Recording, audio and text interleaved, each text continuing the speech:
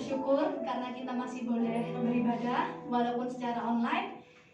Aku mengajak kita semua untuk beribadah dengan bersungguh-sungguh, bukan hanya menonton ibadah. Sebelum itu mari kita berdoa.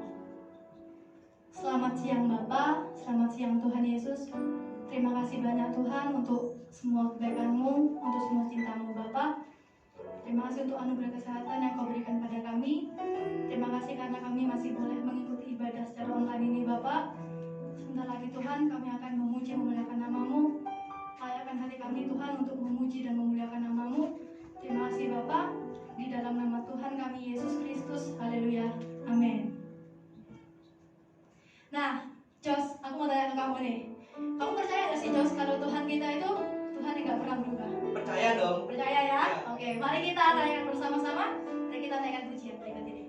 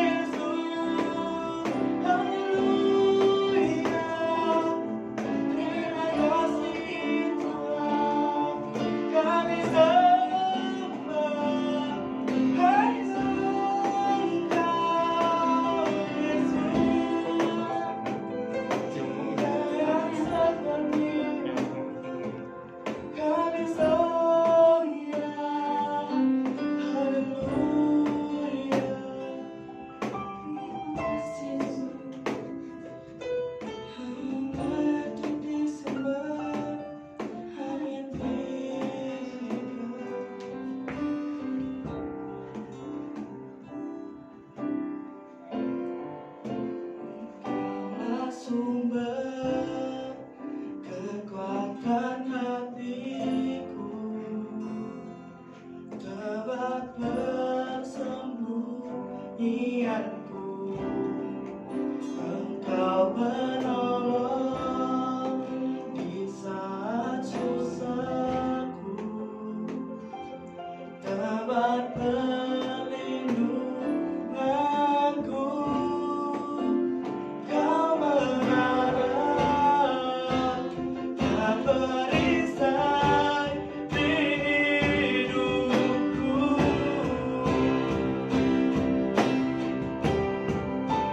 Kau penolong di saat susahku, tempat persembunyianku. Engkau menolong di saat sakitku, tempat perlindunganku. Kau mengarah dan perisai di hidupku.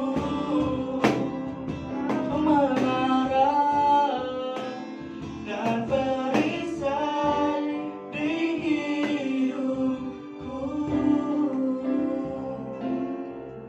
Terima kasih ya Tuhan, terima kasih Yesus. Kiranya Tuhan setiap pujian dan penyembahan kami ya Tuhan dapat menyenangkan hati-Mu ya Tuhan. Sebentar ya Tuhan, kami akan masuk ke dalam firman-Mu ya Tuhan. Kiranya Kau urapi setiap kami ya Tuhan, telinga kami ya Tuhan. Kiranya hati kami siap ya Tuhan untuk menerima setiap firman-Mu ya Tuhan. Dan juga ya Tuhan untuk membicara kami ya Tuhan. Kau berikan hikmat ya Tuhan, hingga apa yang ingin Kau sampaikan kepada kami ya Tuhan dapat memberkati kami ya Tuhan, dan dapat menjadi berkat dan dapat menjadi hal yang baik dalam hidup kami ya Tuhan. Terima kasih ya Tuhan. Haleluya. Amin. Shalom teman-teman, gimana kabarnya pada siang hari ini? Kakak berharap kita semua dalam keadaan sehat, amin. Dan kakak juga berharap kita semua dalam keadaan sukacita, dalam keadaan penyertaan Tuhan, kita selalu diberkati Tuhan, kita dicukupkan Tuhan dalam hal apapun yang kita butuhkan. Oke, pada siang hari ini kita akan belajar kebenaran firman Tuhan dengan tema hidup dalam rancangan Tuhan. Kita dalam kehidupan kita sangat perlu mengerti bahwa setiap orang, setiap manusia, setiap anak Tuhan, orang percaya, kita semua punya Tuhan memiliki rencana ke depan kepada kita masing-masing, ya. Tuhan memiliki rencana yang indah kepada anak-anaknya. Di dalam Mazmur 92 ayat yang ke-6, Mazmur 92 ayat yang ke-6, betapa besarnya pekerjaan-pekerjaan-Mu ya Tuhan, dan sangat dalamnya rancangan-Mu. Sekali lagi, betapa besarnya pekerjaan-pekerjaan-Mu ya Tuhan, dan sangat dalamnya rancangan-Mu. Suatu ketika ada seorang lelaki, ya, lelaki dari buatlah namanya siapa namanya? Buatlah namanya Bayu. Bayu ini dari SMP, SMA, dia sudah berangan-angan, dia sudah berharap, dia sudah membawakan dalam doanya secara pribadi bahwa dia memiliki impian, dia bercita-cita menjadi seorang jenderal. Seorang jenderal berarti dia harus masuk menjadi seorang angkatan. Misal contoh di Indonesia menjadi seorang TNI. Nah, suatu ketika setelah bertambah usia, dia lulus SMA, ya kan? Dia mendaftar mencoba menjadi seorang anggota. Nah, tapi disingkat ceritanya ketika dia sudah mengikuti semua tes, dia mengikuti semua tes teori, praktik dan lain sebagainya. Ternyata dia gagal. Dia gagal ternyata dari tubuh jasmaninya ini, dia gagal, ada nilainya yang kurang. Ternyata tapak kakinya itu rata, ya kan? Tapak kakinya rata. Yang enggak seperti yang normal itu kan ada kayak agak masuk ke dalam, ya kan? Ternyata tapak kakinya rata. Alhasil dia gagal. Dia gagal menggapai cita-citanya. Dia gagal menjadi seorang jenderal yang hebat, yang padahal dia sudah impikan. Nah, singkat cerita, dia mengalami kekecewaan kepada Tuhan, ya kan? Dia mengalami kekecewaan kepada Tuhan, kepada sesamanya, kepada orang tuanya. seakan-akan dia mengatakan, wah Tuhan itu kenapa ya sepertinya dia nggak mendengarkan doaku, sepertinya dia nggak ada, sepertinya Tuhan itu sangat jahat bagiku. Padahal aku sudah berdoa, aku sudah meminta kepada Tuhan apa yang kuinginkan, tapi Tuhan nggak memberi itu. Nah, di sini kita bisa merenungkan bersama-sama bahwa apa yang dikatakan juga di dalam Yesaya, bahwa rancangan-rancangan Tuhan itu bukan rancangan kita. Yesaya 55 ayat 8 mengatakan, sebab rancanganku bukanlah rancanganmu dan jalanmu bukanlah jalanku, demikianlah firman Tuhan. Nah, si orang laki-laki tadi ini dia sangat kecewa kepada Tuhan. Dia mau memaksakan kehendaknya, tapi di satu sisi dia memiliki kekurangan fisik, akhirnya dia gagal. Nah, singkat cerita, akhirnya dia mau mencoba di fakultas kedokteran. Setelah dia ikuti semuanya, dia lengkapi semuanya, akhirnya dia lolos dan dia memasuki masa-masa menjadi seorang mahasiswa kedokteran. Nah, singkat cerita dia selesai menjadi dari fakultas kedokteran. Nah, akhirnya dia menjadi seorang dokter. Dia menjadi seorang dokter. Selama dia mengabdi, selama dia baik dia fakultas kedokteran sampai dia menjadi seorang dokter, ternyata dia masih menyimpan kekecewaannya kepada Tuhan atas apa? Atas kegagalan yang dia hadapi, ya kan? Singkat cerita, ketika dia menjadi seorang dokter, akhirnya dia banyak menolong orang. Dia banyak menolong orang yang sakit, baik dari keluarga yang miskin, keluarga yang berduit, konglomerat, ya kan, baik orang jalanan sekalipun, dia banyak menolong orang, dia banyak menyembuhkan, dia banyak mengobati orang, segala sakit penyakit dia berusaha untuk menyembuhkan.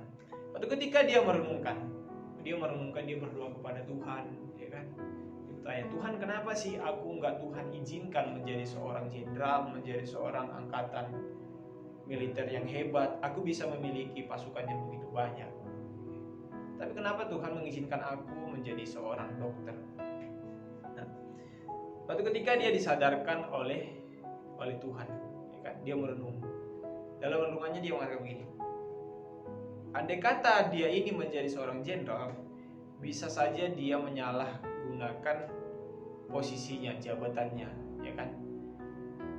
Bisa saja dia akan terlalu sedikit untuk menolong orang lain. Tapi ketika aku memakai engkau menjadi seorang dokter, kamu bisa banyak menolong orang lain yang ada di sekitarmu. Dia mulai merenungkan. Ternyata benar, ketika dia menjadi seorang dokter, banyak orang yang dia sudah tolong, banyak orang yang dia sudah rawat, banyak orang yang sudah dia sembuhkan, ya kan?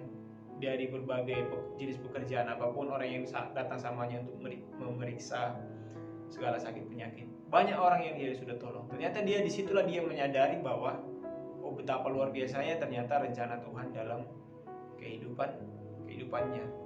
Kadang yang kita harapkan, kadang rencana yang kita inginkan itu nggak sesuai dengan yang terjadi dalam kehidupan kita. Sama seperti kakak dulu punya cita-cita, punya impian bagaimana kakak pengen banget menjadi seorang musisi, ya kan? Seorang musisi yang rocker, supaya kakak nanti bisa tenar, bisa keren, tenar, ya kan, bisa memiliki pamor yang hebat, bahkan bisa memiliki teman-teman relasi yang hebat. Tapi kenyataannya pada saat ini tidak sesuai dengan apa yang kakak harapkan. Ternyata Tuhan memiliki rencana yang lain lagi, ya kan? Kakak dipanggil menjadi seorang pelayan Tuhan, seorang hamba Tuhan. Nah, di satu sisi secara pribadi pernah mengalami namanya rasa kekecewaan, ya kan? Tapi ketika kakak menyadari bagaimana panggilan Tuhan atas kehidupan kita masing-masing, akhirnya kita akan sadar di sana bagaimana luar biasa ternyata rencana Tuhan. Mungkin ketika kakak akan menjadi seorang musisi yang hebat, ya kan, hidup saya mungkin akan bisa mengalami yang namanya bisa menjadi hidup bebas, ya kan, pergaulan bebas. Mungkin kakak akan pakai narkoba, minum-minuman keras dan lain sebagainya. Bisa saja demikian, ya kan.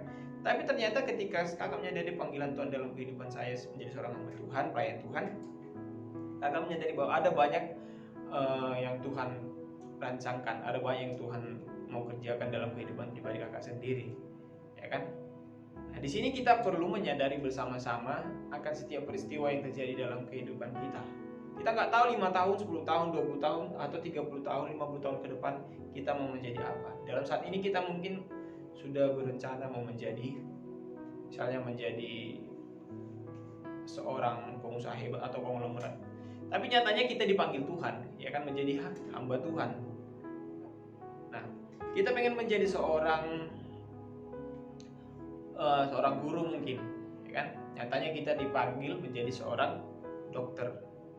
Nah, hal-hal demikian sering kita pasti akan ketemui. Ya, sama contoh di Alkitab dikatakan di sana, Yusuf dikatakan Tuhan merencanakan kepadanya bahwa dia akan menjadi seorang pemimpin hebat, ya kan? Bahkan saudara-saudaranya, ke-11 saudaranya, orang tuanya akan sujud menyembahnya. Dia akan menjadi orang yang hebat, yang penting. Tapi di dalam kenyataannya terbalik, ya kan? Malah dia banyak mengalami proses yang begitu hebatnya, banyak tantangan, dibenci keluarga saudaranya sendiri, dibuang saudaranya sendiri, difitnah dan lain sebagainya. Tapi itu yang dihadapi oleh setiap kehidupan orang percaya. Nah, saya yakin dan percaya, baik saya maupun teman-teman semuanya, Tuhan punya rencana, Tuhan punya rancangan yang terbaik dalam kehidupan kita. Siapapun kita, Tuhan pasti memiliki rancangan yang terbaik dalam kehidupan kita. Hanya kita nggak mengerti apa rencana Tuhan dalam kehidupan kita. Kalau kita mengerti misalnya, oh ya, nanti 10 tahun lagi, 20 tahun lagi saya kan mau menjadi seorang pengusaha, pasti kita akan, oh ya santai aja, ya kan? Sama seperti halnya, gak apa-apa lah 5 tahun, misalnya contoh 5 tahun lagi Tuhan Yesus akan datang kedua kalinya. Otomatis kita dalam kehidupan kita masa kali ini, kita bisa bebas melakukan hal apapun. Kita nggak ada sikap untuk berjaga-jaga. Tapi karena kita nggak tahu kapan Tuhan akan datang, kita nggak tahu kapan kita nggak tahu kita akan jadi apa ke depannya. Makanya kita saat ini berusaha, ya kan? Kita bekerja, kita belajar, kita mengasah kemampuan kita mengasah skill kita menjaga hidup kita, karena kita tidak tahu kapan Tuhan Yesus akan datang kedua kalinya. Nah, dalam kehidupan kita itu sangat penting bagi kita untuk merenungkan setiap rencana Tuhan. Sama seperti seorang lelaki tadi, dia pernah tahu hati sama Tuhan karena apa? Mimpi-mimpinya tidak dia gapai, ya kan? Poin pentingnya yang perlu kita renungkan bersama adalah dalam kondisi apapun, contoh dalam keadaan sukar sekalipun, kita bersyukur kalau kita dilahirkan di tengah-tengah keluarga yang berada, ya kan? Tuhan menitipkan berkat kepada orang tua kita, Tuhan menitipkan kecukupan kepada orang tua kita, Tuhan memberkati usaha orang tua kita. Itu kita harus bersyukur, ya kan? Kita harus bersyukur. Nah, sebaliknya, jika kita mungkin dilahirkan dari keluarga yang kurang mampu atau terbatas adanya, jangan pernah mengeluh, jangan pernah kecewa sama Tuhan. Tetap berharap kepada Tuhan, tetap menyadari bahwa semua itu pun ada dalam rencana Tuhan. Bukan Tuhan itu jahat kepada kita, bukan. Sama seperti hal yang kita hadapi saat ini di masa-masa pandemi begini. Kalau kita bisa merenungkan, padahal contoh dari bulan 2 kemarin, kita berharap kita sudah buat schedule ini, ya kan? Nanti saya mau melanjut perkuliahan misalnya di Jakarta. Saya nanti di bulan 8, bulan 10, saya akan melakukan, misalnya mau melakukan melatih skill saya mau les musik, atau saya juga banyak hal lah contohnya yang kita bisa bayangkan dalam kehidupan kita. Nah, misalnya saya mau berlibur ini, ya kan? Nah, nanti kan penaikan kelas. Nah, ada libur 2 minggu, saya bisa berlibur misalnya ke Eropa, entah kemana dan lain sebagainya. Kita sudah pasang ini, kita sudah buat rencana dalam kehidupan kita, kita sudah buat plan di dalam kehidupan kita bulan 2. Nggak taunya di bulan 4 kita menghadapi masa-masa pandemi, ya kan, sampai seluruh dunia. Jadi kita nggak bisa kemana-mana, mau berlibur misalnya ke Papua pun, ke luar pulau pun sekalipun, apalagi ke luar negeri, kita jadi nggak bisa. Padahal kita rencananya sebelumnya mau berlibur.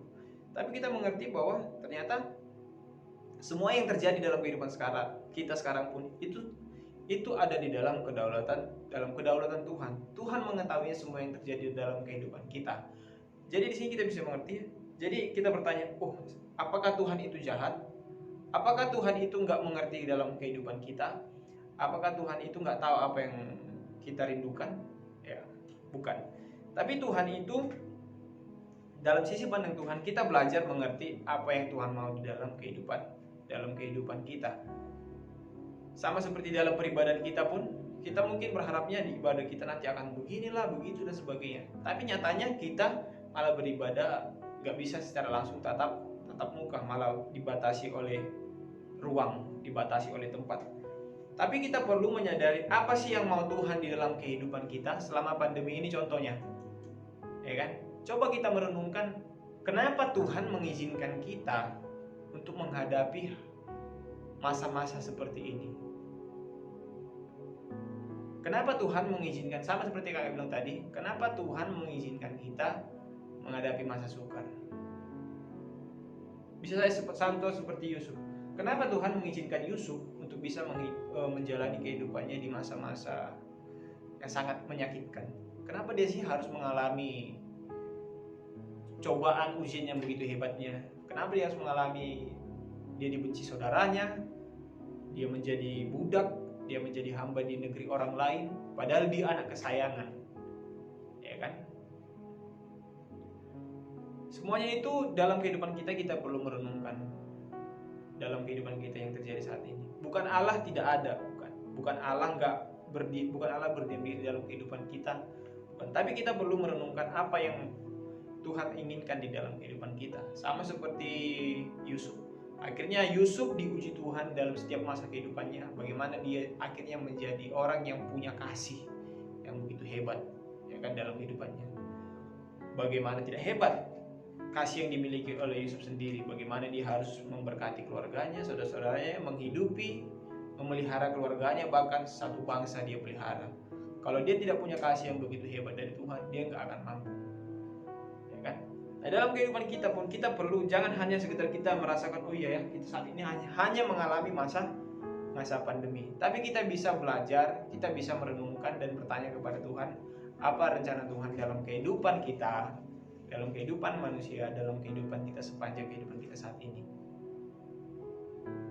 Jadi ketika masa-masa bahagia, masa kita diberkati, segala keinginan kita tergapai, kita menyadari bahwa ternyata enak banget ya hidup di dalam rencana Tuhan, ternyata enak ya hidup di dalam Tuhan. Tapi ketika kita mengalami pencobaan, mengalami pergumulan dalam kehidupan kita tawar hati, kita malah menyalahkan Tuhan, ya kan?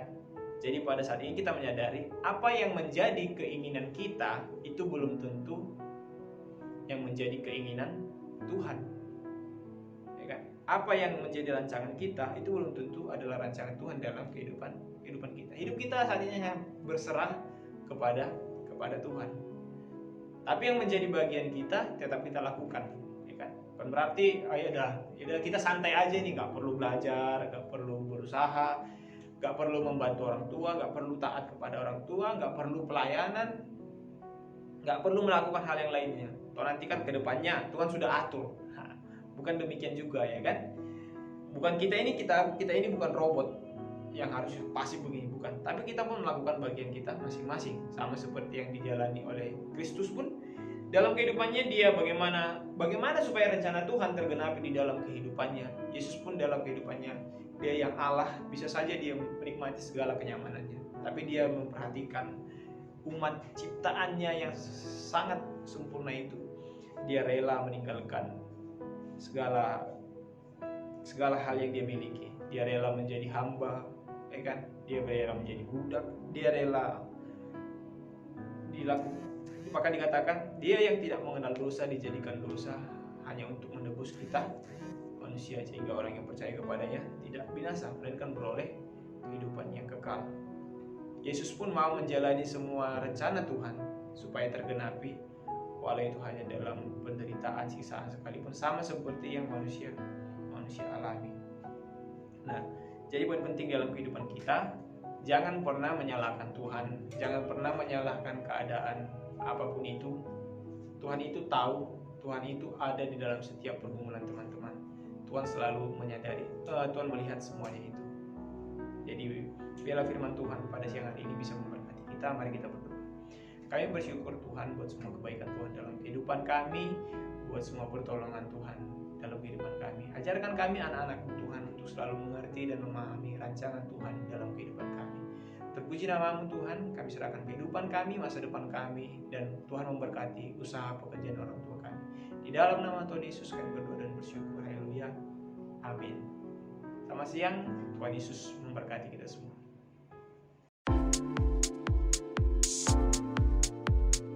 Hai guys, jangan lupa ya tetap ikuti ibadah remaja minggu depan. Nah, teman-teman bisa akses di YouTube Genji Teen GPPS Jember. Stay connect with us ya. Nah, bagi kamu teman-teman yang belum subscribe YouTube Genji, yuk kami berharap kalian bisa subscribe YouTube ini agar kalian mendapat info terbaru mengenai ibadah Genji. Dan bagi teman-teman yang belum follow Instagram Genji, yuk sama-sama kita follow Instagram Genji agar sama-sama kita mendapat info terbaru seputar ibadah Genji. Kami mengucapkan welcome home bagi teman-teman yang baru pertama kali hadir di ibadah Genji. Kami berharap kalian bisa bersama-sama bertumbuh dengan kami, sama-sama kita memuji Tuhan, memuliakan nama Tuhan. Terima kasih, sekian pengumuman dari kami pada siang hari ini. Tuhan Yesus memberkati. Teman-teman, terberkati firman Tuhan hari ini kan? Pastinya. Jangan lupa kita untuk menjadi pelaku firman, bukan hanya mendengar saja. Dan minggu depan ada perjamuan kudus. Mari kita ikut di gereja untuk selalu mengingat pengorbanan Kristus untuk setiap kita. Dan jangan lupa, nanti malam jam 7 malam ada kuis di grup Genji. Tetap jaga kesehatan dan Social distancing. See you next week and God bless you.